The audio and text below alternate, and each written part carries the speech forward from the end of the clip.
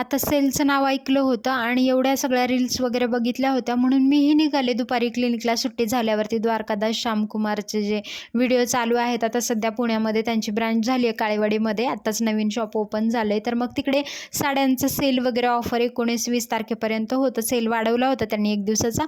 म्हणून मग मी, अनुष्काची मम्मी आणि मी शॉपिंग करायला इकडे निघालो, कारण मला जायचं गावाला आणि मला घ्यायच्या आईसाठी साड्या वगैरे. आता सेल वगैरे खूपच चाललेत.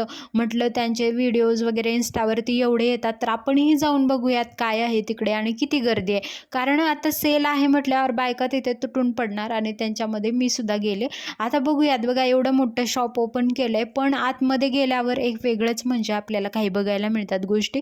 कारण ठीक आहे, म्हणजे शॉप खूप मोठं आहे, सगळ्या गोष्टी आहेत, पण ना म्हणजे मूळचंदला मला याच्यासाठी शॉपिंग करायला जायला कधी कधी नाही आवडत. कारण काय होतं की आपण जेव्हा साड्या खरेदी करायला जातो ना, तर म्हणजे एक चॉईस असते आपली, आपल्याला आवडीने ते घ्यायचं असतं, सगळं असतं, पण त्याच साड्यावरती बसायचं, त्याच साड्या बघायच्या, त्याच घ्यायच्या, घेऊन यायचं, हे चांगलं नाही वाटत. तर मी इकडे खूप परिस्थिती बेकार होती.